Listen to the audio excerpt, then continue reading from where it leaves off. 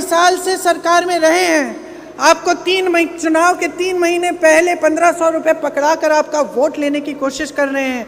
लेकिन बगल में एक प्रदेश है जहां जिस दिन सरकार बनी उस दिन से गारंटी पूरी होनी शुरू हो गई।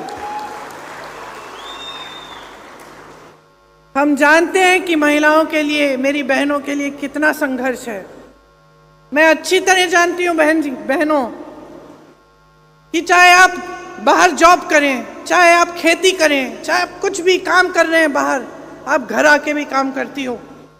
और हम सब महिलाओं का यही सिलसिला है, कुछ अलग नहीं है। ये नहीं है कि कोई बड़े घर का हो तो भूल सकता है कि घर पे परिवार है, बच्चे हैं, बच्चों का खाना देखना है, बच्चों की पढ़ाई देखनी है, बच्चों की सेहत देखनी है। तो हम चाहे बाहर भी काम करें, घर आकर भी काम करते हैं, आखिर में सोते हैं। परिवार के सारे सदस्य सो जाते हैं, तभी महिला सोती है।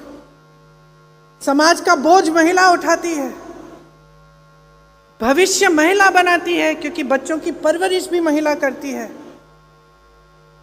इसीलिए हमारी सोच ये है कि जो गृहस्थ महिलाएं हैं उनको 3000 रुपये प्रति माह मिलना चाहिए अपने पैरों पे खड़े होने के लिए।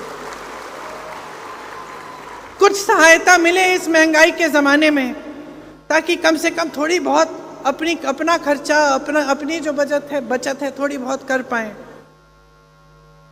हमारी गारंटी है कि हमारी सरकार आएगी तो हम जातिगत जनगणना कराएंगे और हम 50% जो आरक्षण की सीमा की कैप है उसको हम हटाएंगे। राजस्थान में हमारी सरकार थी, 25 लाख की बीमा कराई थी हमने वहाँ स्वास्थ्य के लिए। 25 लाख तक पूरा इलाज मुफ्त होता था। मैं कैंसर के पेशेंट से मिली, उसके आंखों में आंसू थे। कहने लगा कि दीदी मेरा सारा इलाज हो गया, मैं ठीक हो गया हूँ, मैंने एक पैसा नहीं दिया, सिर्फ रजिस्ट्रेशन फॉर्म के पैसे दिए। मुझे भी गर्व हुआ, क्योंकि हम लोग काम भी इसलिए करते हैं। हमें भी गर्व तब होता है जब आपकी भलाई होती है, जब कुछ सकारात्मक कर पाते हैं। मैं फिर एक हार्ट पेशेंट से मिली, हार्ट की सर्जरी की थी, मुफ्त में हुई। वही स्कीम हम यहाँ लाना चाहते हैं कि 25 लाख तक स्वास्थ्य बीमा आपको मिलेगा, मुफ्त दवा मिलेगी। किसानों को समृद्ध बनाने के लिए 3 लाख रुपए तक का कर्ज हम माफ कराएंगे और नियमित कर्ज चुकाने पर 50,000 रुपए भी आपको प्रोत्साहन दिया जाएगा। युवाओं से हमारा वचन है कि जो 2.5 लाख नौकरियां, रोजगार खाली पड़े हैं, उनको हम जल्दी से जल्दी भरेंगे। ये नहीं होगा कि खाली पद पड़े हैं और बेरोजगार बच्चे हैं और वो पद नहीं दिए जा रहे हैं, बच्चों को रोजगार नहीं दिया जा रहा है। ये नहीं होगा हमारी सरकार में। और एक बेरोजगारी का भत्ता भी हम 4000 रुपये नौजवानों को देना चाहते हैं।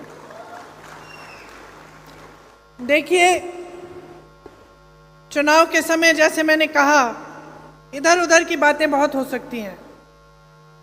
मैंने ये भी कहा कि मेरी उम्मीद है, मेरी आशा है कि आप जाग जाओगे। इसका मतलब क्या है? चुनाव को अपनी समस्याओं के बारे में बनाओ। जिस तरह से महाभारत में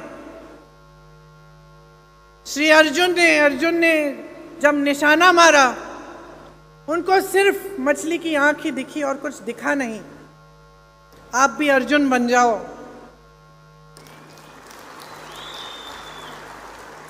आपको सिर्फ यही दिखना चाहिए कि हमारे लिए क्या काम किया जा रहा है, सकारात्मक चीज क्या की जा रही है हमारे देश में, हमारे प्रदेश में। हमें अपने पैरों पे खड़ा करने के लिए ये सरकार क्या करने को तैयार है। क्या इन नेताओं को ये जिम्मेदारी महसूस करते हैं ये नेता कि हमारे बच्चों के भविष्य को इन्हें मजबूत करना है? क्या अगर इनकी सरकार बनेगी तो हमारी बहनें, महिलाएं और मजबूत बनेंगी? इन्हें सशक्त करने का काम होगा कि नहीं होगा? क्या किसानों के लिए सहूलियत मिलेगी, सहायता मिलेगी? क्या हम सब कमा पाएंगे जब हम मेहनत करेंगे? क्या भ्रष्टाचार थोड़ा कम होगा?